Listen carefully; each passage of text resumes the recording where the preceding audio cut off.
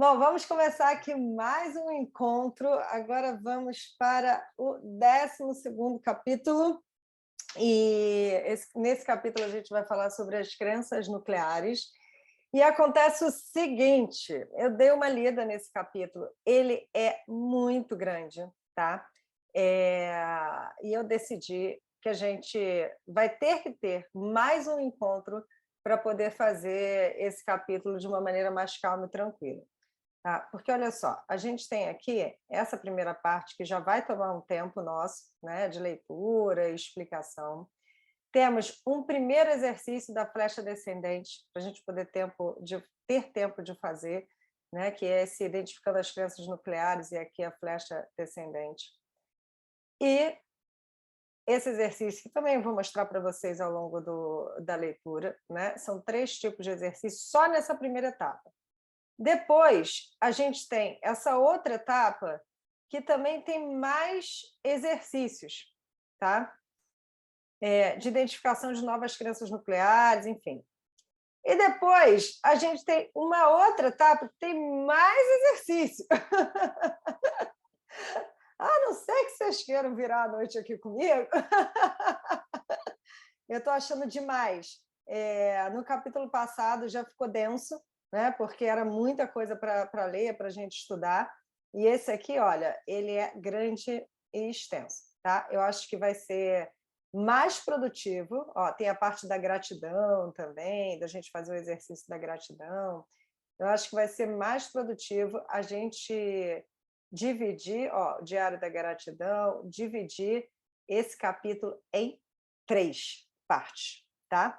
É, e 3 partes significam mais 2 encontros nossos, tá bom? Eu não sei como serão os capítulos 13 e 14, 15 e 16.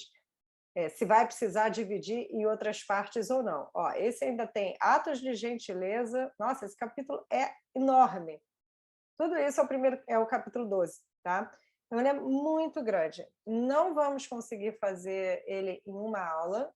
Realmente, assim, às vezes a gente tem que ter uma tomada de decisão, né? Pelo que vai ser mais produtivo ou não. Então, em vez de jogar um conteúdo para vocês correndo, né? E a gente fazer de qualquer jeito, e para poder cumprir a hora e fazer em um encontro, eu acho mais produtivo a gente ter mais 2 encontros sobre esse capítulo e separar ele entre as crenças nucleares, essa partezinha aqui, que são outros exercícios que tem sobre crença, reforço da crença, e a parte da gratidão, e que está no final do capítulo, tá bom? Então, depois eu vou montar um outro calendário junto com vocês e acrescentar mais 2 diazinhos, tá? Vamos lá. Na aula anterior, eu tinha feito um combinado com vocês de que eu leria o texto antes e traria para vocês os pontos principais, porque no texto passado teve muita repetição, e no anterior também, dos casos sendo contados, e o texto acabava falando a mesma coisa de modos diferentes. Por um acaso, esse não. Esse daqui é totalmente diferente. Eu fui lendo, falei, isso daqui... Não, isso daqui é bom ler. Aí eu li mais um pouco e não, isso daqui também é bom ler. Então, não teve quase nada que eu considerei que fosse repetitivo. Acho que esse capítulo está bem produtivo para a gente poder ler ele todo, tá? E fazer essas considerações que eu venho fazendo ao longo da leitura, tá bom? Então, senta que lá vem a história. Lembra disso? Antigo isso, né? Senta que lá vem a história. Lá da TV Rá-Tim-Bum. Eu lembro. Então, vamos ao capítulo 12, crenças nucleares. A gente vai hoje investigar quais são as nossas crenças. Isso significa quais são os pensamentos fixos que a gente traz desde a nossa infância, que foram construídos socialmente por conta da nossa estrutura familiar, pai, mãe, né? Tio, periquito, papagaio, o que falavam para a gente, que a gente acreditou em algum lugar e acabou não refutando essas verdades de alguma forma, e trazemos essas crenças até os dias de hoje, o que torna muitas vezes o nosso comportamento, interpretação, né, sobre os fatos, uma interpretação que não favorece a gente nas relações e na relação com o mundo, tá? Então, esse capítulo ele vai aprofundar um pouco mais aquilo que a gente já vem falando sobre os pensamentos automáticos, e a gente está entendendo aqui que a forma como a gente se comporta no mundo tem a ver com a maneira como a gente sente e pensa, né? Estou fazendo um resumão assim do que a gente vem falando. Então, eu sinto a minha emoção, a intensidade da minha emoção, por exemplo, a raiva, que ficou muito evidente, a questão da justiça, injustiça, né? A questão de você, quando sentir raiva, está se sentindo prejudicado por alguém. Então, se eu tenho uma raiva que está com uma intensidade muito alta e eu me vejo mais agressiva, mais raivosa, provavelmente eu vou acreditar mais ainda que aquilo é uma enorme injustiça ou que alguém está querendo realmente acabar comigo. Se eu tenho, perdão, se eu tenho uma intensidade da raiva mais moderada, eu posso achar que não está tão legal aquilo que a pessoa está fazendo, que ela de fato está querendo me prejudicar, que é uma certa injustiça, mas eu vou agir mais moderadamente.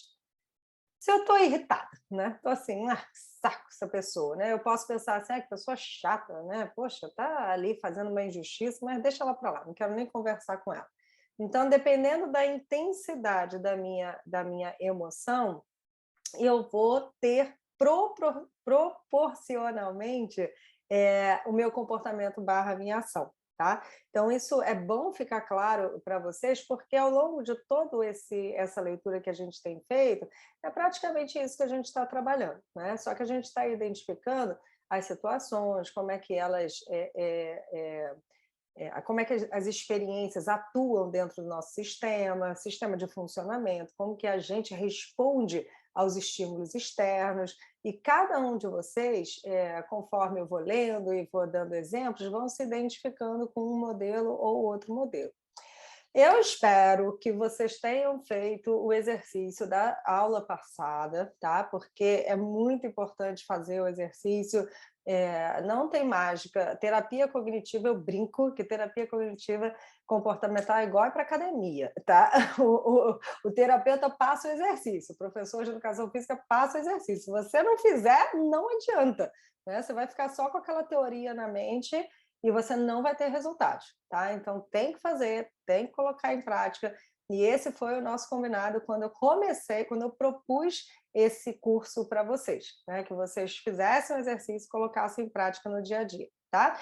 Então, dito isto, vou começar a fazer a leitura, que eu iria fazer um resumo, mas não dá para fazer resumo, porque esse capítulo, cada frasezinha tem algo interessante para a gente poder trabalhar. Ia ser muito, muito improdutivo se eu pulasse só essas partes brancas, né, que está aqui. Aí eu pensei, não, é melhor a gente ir direto para o texto, porque vai ser melhor. Tá bom? Então, vamos lá.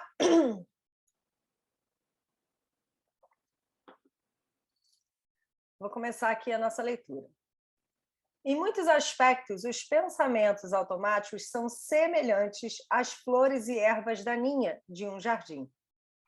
Os registros de pensamentos, bem como os planos de ação e aceitação, que a gente estudou no capítulo 10, são instrumentos que possibilitam a você arrancar as ervas daninhas, pensamentos automáticos negativos, pela raiz, dando espaço em seu jardim para que as flores cresçam. Vou colocar esse mesmo parágrafo de um outro jeito, tá? Essa grande frase aqui de um outro jeito. Quando a gente tem uma estrutura de pensamento muito bem arquitetada, né? Pensamentos fixos, verdades absolutas, é como se você já interpretasse o mundo a partir daquilo que você acredita. Só que essas crenças que você tem, elas estão tão rígidas e fechadas que não tem espaço para entrar novas crenças ou novas informações. É como se você tivesse assim uma caixa, um bloco cheio de texto ali dentro que não dá que nem sai nem entra. Né? Então, quando ele fala sobre essa liberação desses pensamentos que são pensamentos disfuncionais, negativos, e está comparando isso às ervas daninhas, quer dizer exatamente como um jardim. Né? Se você tem espaços nesse jardim que estão contaminados, vamos dizer assim, ou totalmente preenchidos com ervas daninhas, vai ser difícil você ter pensamentos que você possa colher frutos dele depois. Provavelmente, tudo que você plantar ali de novo vai ser absorvido pelas ervas daninhas e vai apodrecer. Né? Então, para que a gente possa construir novas crenças, crenças positivas, crenças que favoreçam mais a gente, de fato, a gente tem que limpar o nosso terreno. Né? Então, a gente tem que fazer uma faxina. Isso poderia ser dito como uma higiene mental. A gente tem esse nome dentro da terapia cognitiva. Fazer uma higiene mental. Aí você abre espaço no seu pensamento, né? Flexibiliza, a gente vai ver rigidez e flexibilidade do pensamento, flexibiliza o pensamento, passa a considerar outras opções, maneiras, modos de ver e interpretar as coisas, e nessa abertura você vai conseguindo olhar para o mundo de uma outra, olhar para as situações de uma outra maneira, tá? Voltando aqui no texto. Com a prática, esses instrumentos, que são os exercícios propostos pelo livro, pela terapia cognitiva, irão trabalhar a seu favor pelo resto da sua vida. Sempre que crescerem ervas daninhas em seu jardim, você saberá como arrancá-las novamente. Para muitas pessoas, as habilidades aprendidas no capítulo 1 a 10 são suficientes para o enfrentamento dos problemas de forma eficaz. Quero dar um exemplo, tá? Quando eu estou atendendo um paciente, e às vezes ele está me contando um caso sobre a relação, enfim, né, casal, por exemplo, muitas vezes eu acabo identificando que, eu acho até que eu já dei esse exemplo aqui para vocês, né, que a dor de um esbarra na dor do outro. E esse ponto de dor, que por mais que sejam pontos opostos, né, nos extremos, eles acabam interferindo muito na relação. Então, tem um casal que é assim, duas pessoas novas que acabaram de se conhecer, que vieram de relacionamentos anteriores. Uma das pessoas fala, eu acabei de vir de uma relação onde o outro, a relação antiga, me cobrava, me controlava o tempo inteiro. Essa pessoa queria saber tudo que eu estava fazendo. Qualquer lugar que eu ia, ela queria saber onde eu estava indo, o que eu estava fazendo, que horas que eu ia chegar. Era um excesso de controle, eu me senti sufocado e não queria mais ser controlado nem por ela, nem por ninguém. Né? Queria estar livre para fazer minhas coisas. Essa pessoa ela sofreu uma dor nessa relação. E quando ela está indo para a próxima relação, ela já vem contaminada, cheia de ervas daninhas. Né? Ela já vem com essas ervas daninhas dizendo assim, olha, o outro não vai me controlar. Ponto. A outra pessoa, tá? A outra pessoa já é assim. Eu vim de um relacionamento anterior onde, deixa eu tentar lembrar aqui, porque agora me deu um branco. Um falava sobre o controle. Ah, tá. Eu vim de um relacionamento anterior onde, quando eu perguntava para outra pessoa se ela queria fazer alguma coisa, se ela queria, né, sair, né, e tudo mais, ela não falava comigo, não fazia nenhum compromisso comigo, não combinava, não fazia nenhum combinado comigo para o final de semana, tal, deixava tudo muito em aberto. E essa pessoa dizia, eu nunca sabia o que eu tinha para fazer, né? O que eu iria fazer. E me sentia sentada num banquinho, esperando até a hora que o outro decidisse o que ele queria fazer e me falasse. Aí ela define, na próxima relação não vai ser assim. Eu vou querer combinar tudo com a outra pessoa e saber o que a gente vai fazer, saber qual é a programação, senão para mim não vai funcionar. Olha o problema. Olha o problema. Uma pessoa fala, eu não quero mais saber de ninguém me controlando, falando o que eu tenho que fazer, e a outra fala, eu não quero mais saber do outro não dizendo para mim nada e eu não sabendo o que vai ser feito. São duas dores, duas crenças, dois pensamentos fixos que acabam sendo levados para uma relação. O que eu estou querendo dizer com isso? Às vezes, quando a gente... Às vezes não, né? Acho que até seria bom sempre. Quando a gente entra numa nova experiência, a gente tem que catar essas ervas daninhas, sabe, das experiências anteriores, dar uma limpada no nosso terreno, nos nossos jardins. Algumas vão até ficar, mas para abrir espaço para esse novo, para aquilo que a nova proposta de relação de trabalho, seja lá o que for, a nova experiência tem para oferecer, para que ela não caia nesse nosso terreno que está cheio de ervas daninhas, seja consumido por tantos pensamentos rígidos, fechados, cheios de conceitos, regras, né? E estrague aquela relação ou aquela nova experiência que está acontecendo. Então, esse capítulo, ele fala... Esse é o resumo do capítulo, tá? Ele fala basicamente sobre isso, só que no texto a gente vai entender de uma maneira mais ampla e mais profunda, tá bom? Vamos lá. Outras pessoas descobrem que, mesmo depois de terem usado esses instrumentos, ainda existem mais ervas daninhas do que flores, ou que cada vez que se livram de uma erva daninha, duas outras ocupam seu lugar. No capítulo 11, você aprendeu a identificar pressupostos subjacentes e a testá-los com experimentos. Quando você descobre, preste atenção aqui, quando você descobre que seus pressupostos não são verdadeiros e os descarta, isso equivale a arrancar as ervas daninhas pela raiz. Lembra, na tabela anterior? Eu espero que vocês tenham feito o exercício. A gente identificou os pressupostos, né?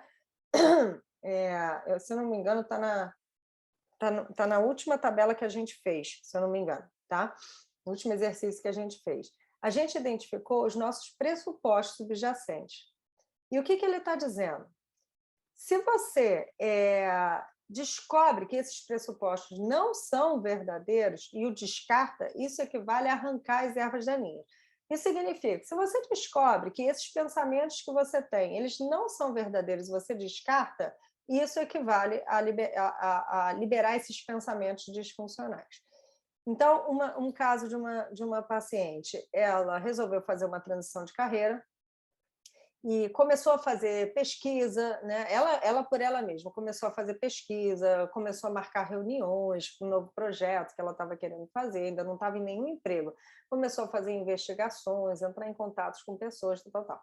Aí um dia ela estava muito ansiosa, ela entra em crise e fala assim: eu estou muito ansiosa porque eu não estou fazendo nada. E eu não suporto não fazer nada, porque eu me sinto igual meu pai e minha mãe. Olha só a crença dela. Ela partiu do princípio que ela não estava fazendo nada e a gente refutou esse pensamento. Mas como assim você não está fazendo nada? Você chegou, você está olhando para o seu projeto, você está marcando reunião, você está fazendo um monte de pesquisa, você está ligando para pessoas, né? Você está convidando pessoas para conversar. Então, entre nada, eu estou fazendo alguma coisa, mas ainda não estou concretizando, né? Ainda não concretizei o meu projeto, tem uma distância. É importante a gente fazer essa autoavaliação, quando a gente faz um julgamento assim, muito forte do tudo ou nada. Tá? E aí você refuta esse pensamento. E aí, quando você refuta esse pensamento, você fala: realmente, eu estou fazendo alguma coisa. Aí tirou aquele pensamento do eu não estou fazendo nada. Tá? Voltando aqui. Em geral, são necessárias muitas semanas ou meses antes que você possa, de fato, acreditar em novos pressupostos. Portanto, é importante que você se detenha o tempo que for necessário, no capítulo 11, para fortalecer sua crença em novos pressupostos, que é o capítulo anterior que a gente fez o exercício. Com frequência, as pessoas precisam passar vários meses realizando os experimentos descritos no capítulo 11, antes de ter um alto grau de confiança em novos pressupostos. Ai, Tati, que saco, tem que ficar repetindo várias vezes. Ué, mas quantas vezes você fala a frase: ah, isso não vai dar certo? Quantas vezes você fala: ai, não vou conseguir? Quantas? Aí você fica todo dia: ai, esse negócio eu não vou conseguir. Ou então, fulano está me prejudicando. Quantas vezes você reforça os seus neurônios, porque isso é uma questão de neurociência até, né? Você reforça ali aquele emaranhado de informação, dizendo aquela crença todos os dias, ou vira e mexe, você fala aquela crença, e aí, quando você cria uma nova crença, você quer que ela entre como uma mágica, né? Desarme todo o processo? Não é assim. Por quê? Porque a gente tem um sistema de defesa muito forte, né? Se eu acredito que o mundo está contra mim, não vai ser uma informação bonitinha que vai entrar e vai falar: tudo bem, agora eu entendi que eu posso confiar no mundo. Não, não é assim. A gente tem que ir provando e para nós mesmos, né, que aquela nova crença que a gente está construindo, eu posso me sentir segura com ela. Imagina se eu vejo mais ou menos assim. Imagina você ver alguém na rua, aí tem uma ponte para você atravessar, mas a ponte não está muito confiável, e você pode até segurar no corrimão, né? E aí aparece uma pessoa do nada que você nunca viu na vida e fala assim: vem, me dá a mão, pode confiar em mim. Você vai confiar? Eu vou falar: não, deixa que eu boto a minha mãozinha aqui no corrimão, eu confio muito mais em mim do que em você, que eu acabei de te conhecer. Esse novo, essa nova crença que a gente vai introduzindo, ela não deixa de ser uma pessoa nova, que está se apresentando por uma primeira vez na nossa vida, né? Estou aqui fazendo uma analogia, e está falando: vem, pode confiar. Seu sistema de defesa vai falar: é ruim, não vou confiar nada. Mas aí, se ela aparece de novo e fala: pode confiar, e se ela aparece de novo e fala: pode confiar, pode confiar, pode confiar, você vai dando a mãozinha, né, pegando, tá, não sei o quê, daqui a pouco você relaxa, você fala assim: realmente eu posso confiar. Então, é nesse sentido que ele está falando, que, de fato, a gente precisa de muito mais experimentos que a gente imagina do que somente um, para poder confiar numa nova crença. E por esse motivo também, essa historinha de pensa positivo não funciona. Né? Porque pensa positivo, você fala: tá, é aquela pessoa linda, maravilhosa, de branco que aparece, vem, confia em mim. Você fala: nunca te vi, pode estar de branco, de ouro, pode estar o que for. Nunca te vi, não vou confiar nada. Não adianta. Né? E o próprio livro fala sobre isso. O pensamento positivo, ele tem que fazer sentido dentro da gente, senão a gente não vai pegar a mão desse pensamento e vai acreditar nele, tá? Voltando aqui, quando eu falo voltando aqui, eu já me perdi. Também. Depois que você dedicar. Tá. Depois que você dedicar esse tempo, a recompensa será que pensamentos e pressupostos alternativos passarão a ser suas novas respostas automáticas. E muitas áreas de sua vida irão melhorar como consequência. Você irá notar melhoras em seu estado de humor, relacionamentos, sentimento global e de bem-estar. Isso é verdade. Assim, eu já fiz, como eu falei para vocês, eu faço esse exercício no momento que é necessário para mim, e, de fato, a minha inteligência emocional, o meu equilíbrio emocional é completamente diferente do que há alguns anos atrás, né? Quando eu ainda não tinha contato. Eu fiz esse exercício na formação minha da psicologia, e fui colocando em prática, fazendo outros exercícios durante a minha vida. E é impressionante, a forma que eu lido com as questões emocionais hoje em dia é muito melhor do que a forma que eu lidava anteriormente. Voltando aqui. Se esse for o caso, o presente capítulo é opcional. Mesmo que decida que não precisa concluir esse capítulo, você ainda poderá achar interessante ler e completar as sessões sobre gratidão e atos de gentileza, que essas duas sessões eu vou deixar para um outro encontro, tá? Porque é muito grande o capítulo. Porque essas sessões ensinam formas de estimular seus estados de humor positivo. No entanto, se você usou o tempo necessário para desenvolver proficiência com os registros de pensamentos, planos de ação e aceitação, experimentos, e ainda está em luta com seus estados de humor, então a solução pode estar em aprender a identificar e a trabalhar com as suas crenças nucleares, que é o que a gente vai fazer aqui hoje. O diagrama a seguir ilustra as conexões entre 3 níveis diferentes de pensamentos. Olha, são os 3 níveis que a gente já vem trabalhando: pensamentos automáticos, pressupostos subjacentes e crenças nucleares. Eles vão descendo, vão aprofundando.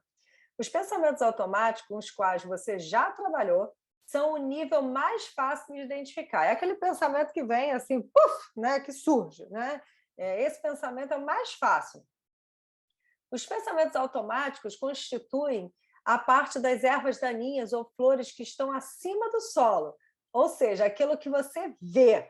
Né? Os pensamentos automáticos estão enraizados abaixo da superfície, nos pressupostos subjacentes e as crenças nucleares, ou seja, que você não consegue ver. Observe que as setas no diagrama apontam nas 2 direções. Isso acontece porque cada um dos 3 níveis está conectado aos outros 2. É o nosso sistema, né, gente, de funcionamento. A gente tem um pensamento automático aqui que a gente consegue identificar. Deixa eu ver se dá. Acho que eu consigo. Aqui, a gente tem esse pensamento automático que a gente consegue identificar, que é o mais fácil deles. Esse é o que a gente presta atenção, né? Que a gente fala, ai, que saco essa pessoa, acho que isso é o blá, blá, blá da nossa mente. Logo depois, a gente vem para os pressupostos, né? E a gente vem para crenças nucleares. Mas, como mostra aqui a seta, eles estão interligados. Isso daqui é uma coisa só, é um sistema só. E isso acontece tão rápido na nossa mente, né, nos nossos pensamentos, que às vezes a gente fica meio confuso. O que é pensamento automático e o que é crença? Porque na medida que você começa a prestar atenção, estar consciente sobre o que você pensa, você consegue fazer essas identificações de uma maneira mais fácil. Quando você não presta muita atenção naquilo que você pensa, isso fica muito embolado, você já não sabe mais o que é o quê, se é crença, se é pensamento automático. Então, vem a importância, né, da gente olhar, a gente se tornar consciente do que a gente pensa. Tá? Voltando. Portanto, quando você trabalha em qualquer nível de pensamento, também estará afetando os outros dois níveis. Então, se você começa a mexer no nível do pensamento automático, ou no pressuposto, ou nas crenças nucleares, você está mexendo nessa engrenagem inteira. É por isso que faz sentido trabalhar primeiro nos níveis mais simples, que são os pensamentos automáticos e pressupostos subjacentes. Para muitas pessoas, depois que elas mudam os dois níveis superiores, as crenças nucleares assumem o controle de si mesmas. E isso é tudo o que elas precisam para promover mudanças positivas e duradouras no humor. Então, ele está dizendo que, quando a gente consegue assumir o controle dos nossos pensamentos automáticos subjacentes, a gente consegue modificar as nossas crenças nucleares. Um linguajar popular, que são as mais sinistras. São aquelas. Pensamentos automáticos podem ser descritos como palavras ou imagens que entram em nossa mente automaticamente. Ou, vou trazer um nome diferente, que são pensamentos intrusivos, tá? Esses pensamentos que né, entram, são os penetras, eles entram muitas vezes sem a gente convidar eles para entrar. Conforme você aprendeu no capítulo 11, os pressupostos subjacentes não são tão óbvios, mas pode-se aprender a identificá-los colocando um comportamento ou uma situação que desencadeia uma emoção forte dentro de uma frase, que comece com se e seguido de então. Lembra? E deixando a mente completá-la. Então, toda vez, isso um resumo, não. Como é que fala? Resgate? Não. Meu Deus, esqueci a palavra. Enfim, ele está pegando essa informação que é do capítulo anterior, me fugiu a palavra, meu Deus, e está... Gente, que estranho. Revisão, obrigada! Revisão, isso. Ele está fazendo uma revisão. Obrigada, essa hora o cérebro já está dando uma falhada. Ele está fazendo uma revisão do capítulo anterior e lembrando isso para a gente, né? Que, caso eu tenha dúvida de qual é esse pensamento intermediário, eu posso lembrar dessa pergunta. Se, por exemplo, se fulano não falar comigo, então é sinal que ele não gosta de mim. Isso é um pensamento desse pressuposto subjacente, tá? Que facilita para você encontrar esse modelo de pensamento. Vamos lá. Crenças nucleares são afirmações do tipo tudo ou nada. A gente já começou a olhar para a crença, tá? Então, ele está dizendo que o pensamento tudo ou nada, ou é assim ou não é nada disso, né? São pensamentos que têm a ver com as crenças nucleares.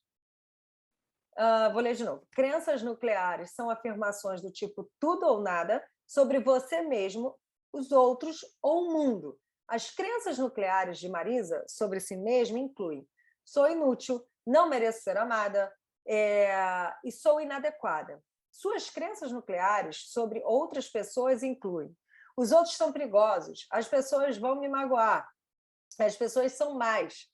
Ela também acreditava que o mundo está cheio de problemas insuperáveis.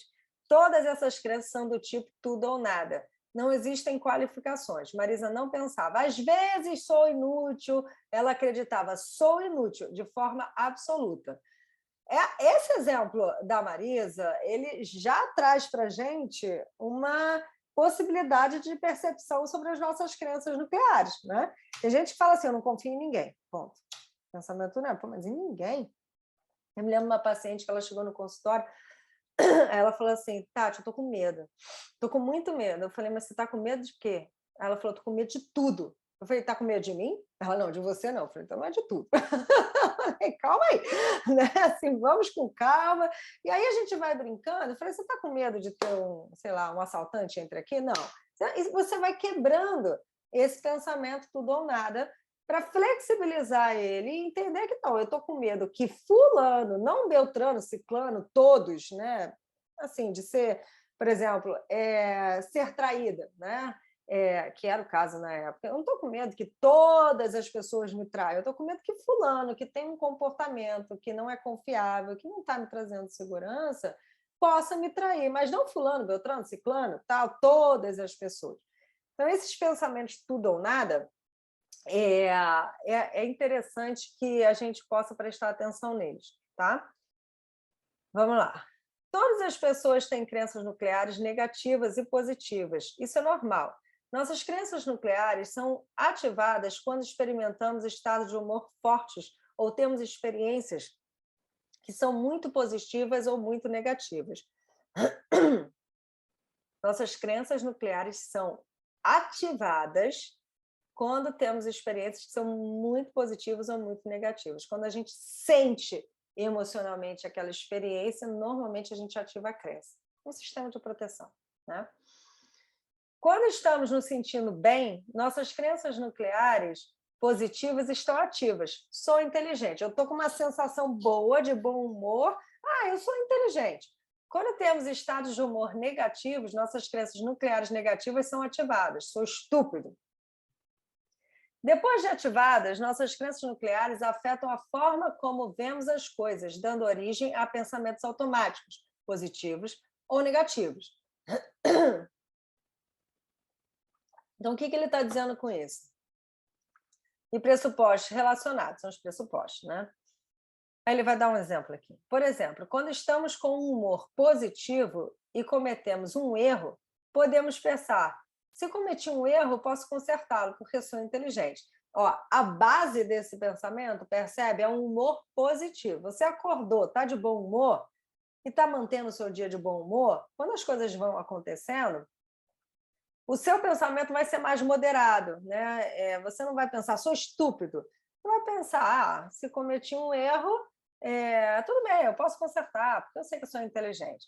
Agora, quando cometemos um erro e um dia que estamos com um humor negativo, podemos pensar, se cometi um erro, isso mostra o quanto eu sou estúpido, tá? Então, o que eu posso dizer sobre esse parágrafo? Observe o seu estado de humor.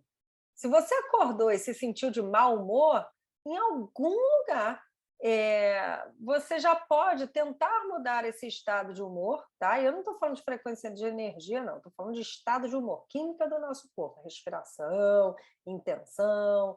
Mudar o seu estado de humor, porque não tem aquela máxima quando... Não sei como é que é o ditado, mas é mais ou menos assim, nossa, acordei num dia ruim, acordei me sentindo mal, já sei que o dia vai ser todo assim. Ele só vai ser todo assim se você continuar de mau humor e interpretar tudo de uma maneira ruim. Porque se você consegue mudar o seu estado de humor, melhor nem sair de casa, é isso mesmo. Se você consegue mudar o seu estado de humor, provavelmente você vai interpretar as coisas de uma outra maneira e o seu dia não vai ser tão ruim assim. Isso quer dizer, você poderia estar vivendo o mesmo dia, se fosse possível da gente fazer isso, né? O mesmo dia com o estado de humor ruim e um bom humor, né? Um estado de humor melhor. E a gente veria, se pudéssemos fazer esse experimento, a gente veria como você se sairia, tá? Então é isso que ele está querendo dizer. Vamos lá. Gente, eu mesmo me perco. Eu li aqui, tá bom. Aqui, esse eu não li aí. Em geral, trabalhamos primeiro com os pensamentos automáticos e os pressupostos subjacentes, porque as mudanças nesses níveis de pensamento ocorrem mais rapidamente e costumam se adaptar a nossos estados de humor. É por isso que registro de pensamentos, planos de ação, aceitação, experimentos são os primeiros passos ideais para melhorar o humor. Quando as mudanças nos níveis dos pensamentos automáticos e pressupostos subjacentes não criam as alterações no humor que você espera, pode ser que um sinal de que as crenças nucleares positivas são muito mais fracas do que suas crenças nucleares negativas. Portanto, precisam ser fortalecidas. O que ele está dizendo? Se você está se propondo a um pensamento positivo, né? Nessa ideia de pensa positivo, pensa de um outro jeito.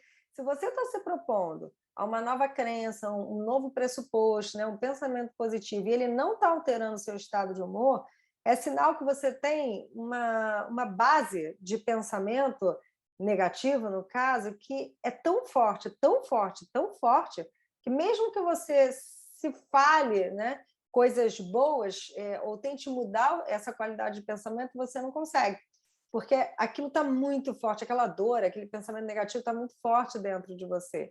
Então, você vai precisar ou transformar, mudar, adaptar essa nova proposta de pensamento, ou reforçar, repetir, repetir, repetir. Tá? Assim como aprendeu Assim como aprendeu a identificar e avaliar seus pensamentos automáticos, os pressupostos subjacentes, você pode aprender a identificar e avaliar suas crenças nucleares. Se você tem crenças nucleares negativas que estão ativas na maior parte do tempo, pode aprender a identificar e fortalecer suas crenças nucleares positivas. Depois que suas crenças nucleares positivas estiverem mais ativas, ou seja, depois que você observar no dia a dia, nas situações, que esses pensamentos positivos eles vêm mais para você sem que você precise resgatar eles ou trazê-los muito racionalmente, sabe? Se você perceber que eles já estão vindo de maneira mais automática, isso é ótimo. Isso significa que essas crenças já estão positivas, já estão mais fortalecidas. Depois que suas crenças nucleares positivas estiverem mais ativas, você provavelmente se sentirá melhor, desfrutará uma vida mais gratificante. Por exemplo, enquanto se via como uma pessoa que não era digna de ser amada, uma crença nuclear negativa, Marisa não permitiu que outros chegassem a conhecê-la. Ela se comportava de forma retraída e defensiva. Quando desenvolveu uma nova crença nuclear positiva, mereço ser amada, ficou mais disposta a se aproximar das pessoas. Com essa nova crença, Marisa tornou-se mais relaxada com o passar do tempo e pôde ter interações mais positivas com as outras pessoas. Isso é muito comum a gente ver, né? A gente fala assim, fulano não está aberto para se relacionar. Às vezes fulano não está aberto porque ele não acredita que pode ser amado. Aí a gente propõe, você precisa se amar mais, se abrir para receber um grande amor. A pessoa que abrir, estou tentando, não consigo. Quando você vai ver lá no fundo, ela tem uma dificuldade de acreditar que pode ser amada por alguém. Tá? Um exemplo, tá bom? De onde vêm as crenças nucleares? De onde vêm essas crenças? Muito frequentemente, temos essas crenças desde nossa infância.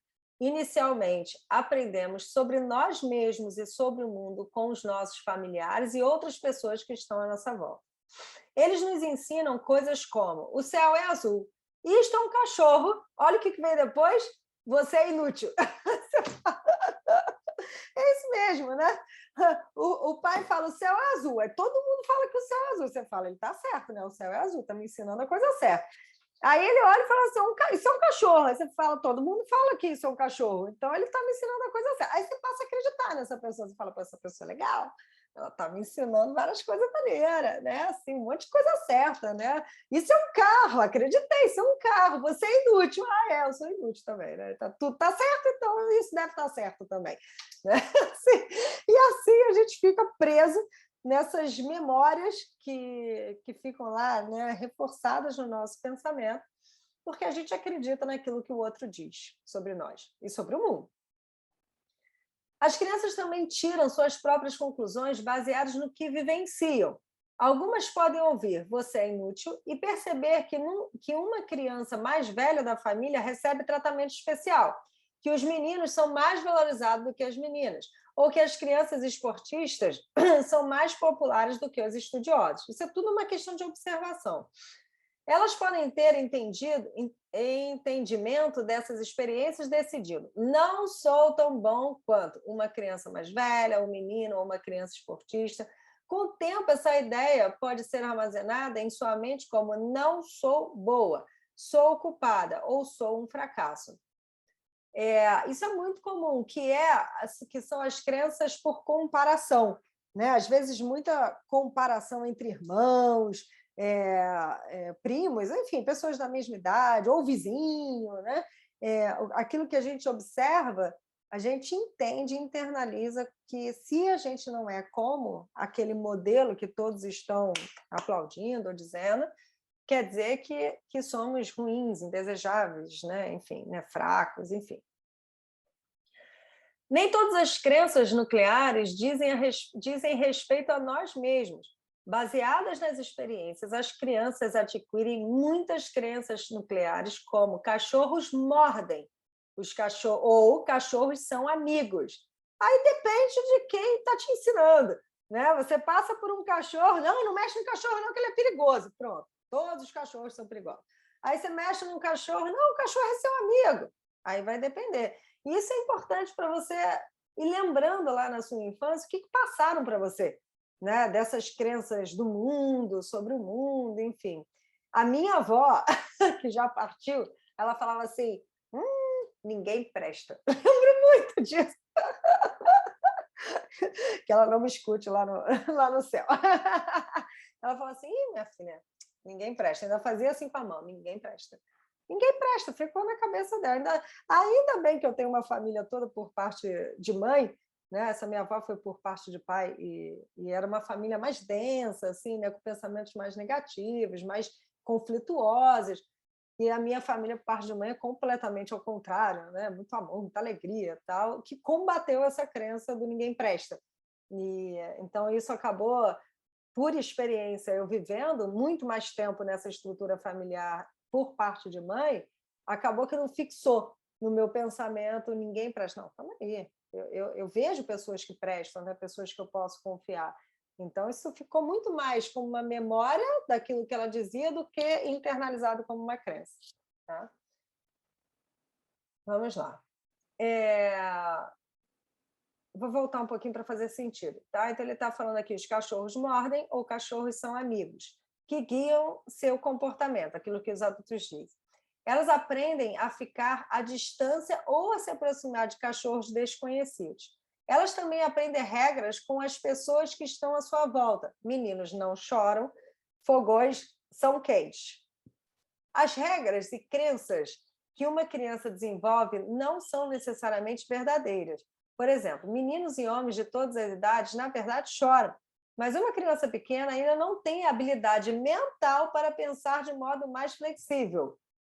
Eu acho que, às vezes, até muitos adultos, né? Não tem uma habilidade mental, habilidade, tá? Eu não estou falando de maturidade, eu estou falando de, claro, assim, pensando em termos de uma criança, a gente pensa que ela não tem maturidade, concordo, ponto. Mas, falando sobre a habilidade mental, olha que termo bom, adorei esse termo, habilidade mental, adorei.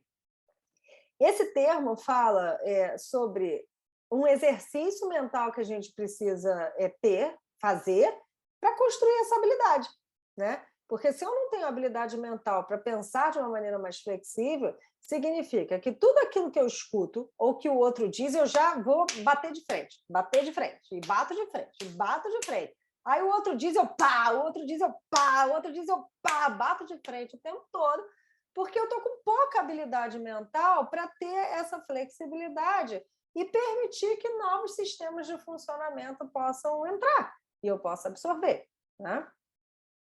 Gostei desse termo, habilidade mental. As regras assumem uma qualidade absoluta para uma criança. Uma menina de 3 anos pode acreditar: é errado bater nas pessoas, e ficar muito brava com sua mãe por bater nas costas de seu irmão quando ele está se engasgando com um pedaço de comida. Porque eu bater é uma coisa, tirar o engasgo é outra, mas para a menina é a mesma coisa, é bater do mesmo jeito. Uma criança mais velha será capaz de ver a diferença entre bater para machucar e bater para ajudar. Então, quanto menor eu sou, menos eu consigo ter essa habilidade para identificar. Não, ela não está batendo para machucar meu irmão, ela está só salvando meu irmão e batendo para aliviar o engasgo dele. Uma criança mais velha, ela consegue fazer isso, ter esse tipo de discernimento. Uma criança mais nova não consegue, tá? Na maioria das áreas de nossas vidas, desenvolvemos regras e crenças mais flexíveis, conforme nos tornamos mais velhos. Aprendemos a nos aproximar de cães que estão abanando o rabo e evitar os que estão rosnando. Ó, isso é uma flexibilidade. Não são todos os cães. A gente aprende que quando o cachorrinho está abanando o rabo, a gente pode confiar que está tudo bem. Né? E quando ele não está rosnando, a gente se afasta. Isso é aprendido. Também aprendemos que um mesmo comportamento pode ser bom ou mal, dependendo do contexto. O que ele está dizendo aqui? Uma mãe batendo nas costas de uma pessoa que está engasgada é um comportamento bom. Batendo só por bater é um comportamento mau. Então, a gente tem que sempre observar o contexto para entender se aquilo que a pessoa está fazendo tem uma má intenção ou uma boa intenção. Tá? Entretanto, algumas das nossas crenças da infância permanecem absolutas, mesmo na idade adulta. As crenças absolutas podem permanecer fixas caso sejam desenvolvidas a partir de circunstâncias muito traumáticas, ou seja, você viveu aquele trauma e aí aquela crença grudou, não desgruda mais. Eu não posso dizer nunca mais, mas não desgruda mais, assim, porque fica... O medo é tão grande de viver aquilo de novo que você traumatiza e traumatiza, fixou. Ou se experiências precoces na vida nos convencem de que tais crenças são verdadeiras mesmo quando chegamos à vida adulta. Por exemplo, como sofreu abuso quando criança, Marisa concluiu que era má e que as pessoas eram perigosas. Ela era uma criança. Crianças pequenas têm a tendência a achar que tudo que acontece é sua responsabilidade. Olha isso. Portanto, mesmo que nenhuma criança mereça ser abusada, muitas crianças que sofreram abuso concluem que foi sua culpa e que aquilo aconteceu porque são más. Infelizmente, essas crenças podem persistir na vida adulta, em especial quando uma pessoa não passa por experiências significativas que lhe mostrem uma mensagem diferente. Então, às vezes, a gente sofreu um trauma tão grande que se a gente não passa por uma outra experiência que choca a gente, não vou dizer na mesma proporção, mas com uma proporção que deu uma flexibilizada, a gente acaba mantendo a mesma crença. Como Marisa também foi abusada fisicamente em seus relacionamentos com os dois maridos, com o tempo suas crenças nucleares negativas se fortaleceram ainda mais. Aí é o reforço, né? Você vive, aí é difícil, porque aí o universo às vezes também não ajuda, né? Você vive uma coisa, você fala, tá bom, eu confio que eu nunca mais vou viver isso, aí vive de novo. Aí você fala, agora eu vou acreditar, vive de novo. Aí você fala, não é possível. Às vezes, algumas situações acontecem assim, né? Você vai batendo e fala, nossa, que difícil isso. Mas eu acredito também que a gente escolhe pessoas pelo conteúdo, pelo aquilo que é conhecido por nós. Então, cada pessoa tem um padrão, né? E aí a gente já acredita tanto naquele padrão que você consegue identificar esse padrão naquela outra pessoa e acaba escolhendo ela. E essa pessoa ativa esse seu medo, né? Essa sua crença. Dedo podre, isso aí. Vitor cresceu com um irmão mais velho, Douglas, que era um atleta de sucesso e aluno nota 10. Não importava quanto Vitor se saísse bem na escola e nos esportes, ele nunca era tão bem sucedido quanto Douglas. Quem tem irmão? Né? Que às vezes fica, mas o seu irmão... Quer matar o irmão, né? Apesar dos próprios sucessos, Vitor cresceu com uma crença nuclear de que era inadequado. Tem muita gente que se sente assim, né? Inadequado. Essa crença parecia verdadeira para ele, porque, segundo sua visão, nenhum resultado tinha valor a não ser que fosse absolutamente o melhor do que os resultados de Douglas, do irmão. Em sua mente, essa crença era apoiada quando ouvia seus pais, professores e treinadores descreverem os feitos de Douglas com orgulho. Como as crenças nucleares nos ajudam a compreender o mundo desde uma idade tão tenra, pode nunca nos ocorrer avaliar se elas são a forma mais correta ou útil de compreender nossas experiências adultas. Olha isso, essa frase é muito importante. Como as crenças nucleares nos ajudam a compreender o mundo. Cachorro morde, você é assim, fulano não presta, o mundo não presta.